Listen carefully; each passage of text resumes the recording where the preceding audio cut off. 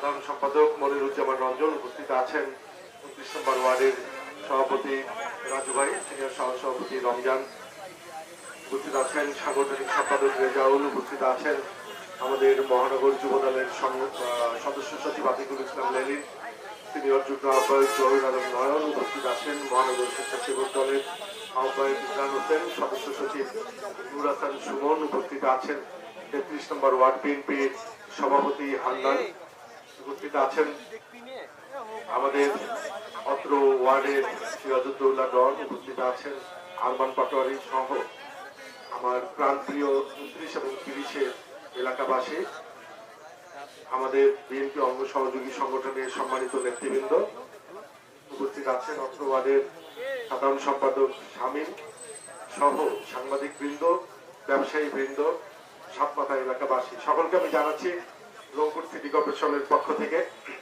এবং রংপুর মহানগর বিএনপির পক্ষ থেকে শুভেচ্ছা ও সালাম। আসসালামু আলাইকুম ওয়া রাহমাতুল্লাহ। হিন্দু ভাইদেরকে জানাচ্ছি আদাব। আপনারা দীর্ঘক্ষণ থেকে এখানে অপেক্ষা করছেন। আজকে গরমের তীব্রতা একটু বেশি, আমি খুব বেশি সময় কথা বলে আপনাদের ধৈর্যচ্যুতি ঘটাতে চাই না। সম্মানিত এলাকাবাসী, আপনারা সকলেই জানেন যে এই মাইগঞ্জ সাতমাথা থেকে জাহাজ কোম্পানি পর্যন্ত যে সড়কটি, এই সড়কটি দিয়ে প্রায় 30 জেলার মানুষের চলাচল। দীর্ঘদিন থেকে এই সড়কটির বেহাল অবস্থার কারণে আমাদের সম্মানিত নাগরিকেরা অনেক কষ্ট পাচ্ছিল। তো শত কষ্ট পাওয়ার পরেও যে আমাদের এই সম্মানিত এলাকাবাসী বা নাগরিক ভাইয়েরা তারা যে ধৈর্য সহকারে আমাকে সহযোগিতা করেছেন, এই জন্য আমি সকলকে আমার রংপুর সিটি কর্পোরেশনের পক্ষ থেকে ধন্যবাদ জানাচ্ছি। আমি রংপুর সিটি কর্পোরেশনের প্রশাসক হয়েছি অল্প কিছুদিন হল। আমি মার্চ মাসে যোগদান করেছি, প্রায় 3 মাসের মতন হলো এই সিটি কর্পোরেশনের প্রশাসক হিসেবে যোগদান করা। তো এখানে সিটি কর্পোরেশনের প্রশাসক হিসেবে যোগদান করার পরে প্রথম যে আমার জন্য সবচেয়ে বড় চ্যালেঞ্জ ছিল সেটি হচ্ছে এই সাতমাথা থেকে জাহাজ কোম্পানি সড়কটি যে বেহাল দশা, সেই বেহাল দশা থেকে মুক্ত করা এবং আমাদের সম্মানিত নাগরিকরা যেন স্বাচ্ছন্দ্যে এই রাস্তার উপর দিয়ে চলাচল করে, সেই জন্য এই রাস্তাটি চলাচলের উপযোগী করা। তো সেই দিক থেকে আমি মহান রাব্বুল আলামিনের দরবারে শুকরিয়া আদায় করছি যে মহান রাব্বুল আলামিন খুব দ্রুত সময়ের মধ্যে, অল্প কিছু সময়ের মধ্যে, এই স্বল্প 2.5-3 মাসের মধ্যে সবচেয়ে বেশি নাগরিক দুর্ভোগের এই রাস্তাটি আমার হাত দিয়ে উদ্বোধন করার তৌফিক আমাকে দিয়েছেন। এই জন্য আমি মহান রাব্বুল আলামিনের দরবারে শুকরিয়া আদায় করছি।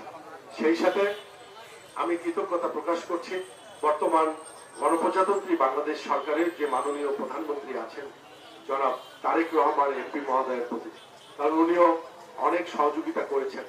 আমি সিটি কর্পোরেশনের প্রশাসক হিসেবে যোগদান করার পরে 1 থেকে 33টি ওয়ার্ডে 205 বর্গ কিলোমিটার আয়তনের এই সিটি কর্পোরেশনে আমি যেদিকে গিয়েছি, পথে প্রান্তরে যেদিকে গিয়েছি, সেদিকে শুধু সমস্যা আর সমস্যা দেখেছি। আমাদের প্রত্যেকটি রাস্তা ঘাট, ড্রেন, কালভার্টের অবস্থা খুবই নাজুক হয়েছে। কিন্তু সারা বাংলাদেশের মধ্যে ঢাকা উত্তর সিটি কর্পোরেশন বলেন, দক্ষিণ সিটি কর্পোরেশন বলেন, চিটাগং বলেন, সিলেট বলেন, কুমিল্লা বলেন, নোয়াখালী বলেন, রাজশাহী বলেন, সকল সিটি কর্পোরেশনের চেয়ে কিন্তু রংপুর সিটি কর্পোরেশনের আয়তন অনেক বড়। 205 বর্গ কিলোমিটার আয়তনের এই সিটি কর্পোরেশন, এই 205 বর্গ কিলোমিটার আয়তনের এই সিটি কর্পোরেশনকে যে 10 লক্ষের উপরে নাগরিকের বসবাস, সেই নাগরিকদের যে প্রাপ্য নাগরিক হক আদায় করা, এটি অত্যন্ত কঠিন একটি কাজ। আমি প্রশাসকের দায়িত্বে আসার পরে আমি এটি অনুভব করেছি। আমি যদি তথাকথিত কথা বলি বা আপনাদেরকে বুঝ দেওয়ার মতো কথা বলি, তাহলে হয়তো বলতে পারি যে কোনো সমস্যা নেই, আমি দেখছি কালকেই সব সমস্যার সমাধান হয়ে যাবে। এটি যদি কথার কথা যদি বলতে চাই তাহলে বলতে পারি, কিন্তু প্রকৃত অর্থে দায়িত্ব নিয়ে যদি আমি কথা বলতে চাই তাহলে আমাকে বলতে হবে যে এই কাজটি অনেক কঠিন একটি কাজ এবং রাতারাতি এই কঠিন কাজটি সমাধান করা সম্ভব নয়। এই কাজটির জন্য আপনাদেরকে একটু ধৈর্য ধরতে হবে, কিছু সময় আমাকে দিতে হবে।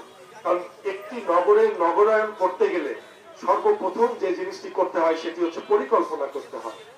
সেই পরিকল্পনার পরে সেটি বাস্তবায়ন করতে হয়, তারপরে সেই কাজটি শুরু হয়। তো দুঃখজনক হলেও সত্য যে আমাদের এই নগরকে নিয়ে বিগত সময়ে কোনো মাস্টার ড্রেনেজ পরিকল্পনা হয়নি, কোনো মাস্টার সড়ক পরিকল্পনা হয়নি, বা আমাদের যে বিভিন্ন এলাকার যে সমস্যাগুলো বা শিল্পায়ন হয়নি, মানুষের কর্মসংস্থান হয়নি, আমাদের এখানে যে বস্তিবাসীগুলো আছে সেই বস্তিবাসীদের জীবনমান উন্নয়নের জন্য কি করা দরকার সে ব্যাপারে কোনো পরিকল্পনা হয়নি। তো এতগুলো কাজ, এতগুলো সমস্যা যদি আপনারা আমাকে একটু যৌক্তিক সময় না দেন, রাতারাতি কিন্তু এই সমস্যার পাহাড় থেকে আপনাদেরকে আমি পরিত্রাণ দিতে পারবো না। তবে এর মধ্যে আমি পরিকল্পনা করেছি কিছু স্বল্প মেয়াদে, কিছু মধ্য মেয়াদে এবং কিছু দীর্ঘ মেয়াদে। আমি স্বল্প মেয়াদে যে সমস্যাগুলো সমাধান করতে পারবো সেগুলো স্বল্প মেয়াদে সমাধান করে দেব। কিছু কাজ আছে সেগুলো স্বল্প মেয়াদে সমাধান করা যাবে না, মধ্য মেয়াদে সমাধান করে দেব।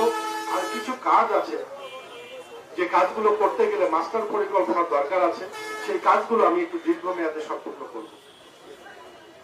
যেমন এই স্বল্প মেয়াদের মধ্যে এই জাহাজ কোম্পানি থেকে মাইগঞ্জ পর্যন্ত এই সড়কটি আমি বিবেচনায় নিয়েছিলাম এবং বিবেচনায় নিয়ে আমরা সফল হয়েছি। এটি এলজিডি মন্ত্রণালয়ের অধীনে কোভিড-19 প্রজেক্টের একটি কাজ।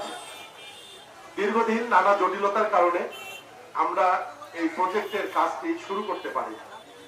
তো আমি প্রশাসক হিসেবে যোগদান করার পরে দিন রাত এই কাজটি যেন আমরা খুব দ্রুততার সাথে শুরু করতে পারি সেই জন্য আমি নীরবে নির্বিঘ্নে দিন রাত আমি কাজ করে গেছি এবং কাজ করে মহান রব্বুল আলামিন আমাকে তৌফিক দিয়েছেন, আমি কাজ করেছি, আমার সম্মানিত নাগরিকরা আমাকে সহযোগিতা করেছেন, আমি কাজ করে সফল হয়েছি এবং এই কাজটির আজকে শুভ উদ্বোধন আমরা করলাম এবং আমরা মনে করছি যে আগামী ডিসেম্বরের আগে এই কাজটি আমরা সুসম্পূর্ণ করতে পারবো এবং নাগরিকদের নিরবিচ্ছিন্ন হবে নাগরিকরা চলাচলের জন্য এই রাস্তাটি আমরা উন্মুক্ত করে দিতে পারবো।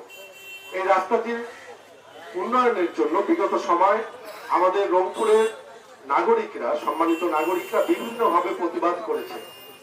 এখানে কখনো রাস্তায় তারা ধান লাগিয়ে প্রতিবাদ করেছে, কখনো তারা কাপড়ের কাপড় পরে প্রতিবাদ করেছে, কখনো তারা জানাজার গায়েবানা জানাজার নামাজ পড়ে প্রতিবাদ করেছে, কখনো তারা মুখে কালো কাপড় বেঁধে প্রতিবাদ করেছে।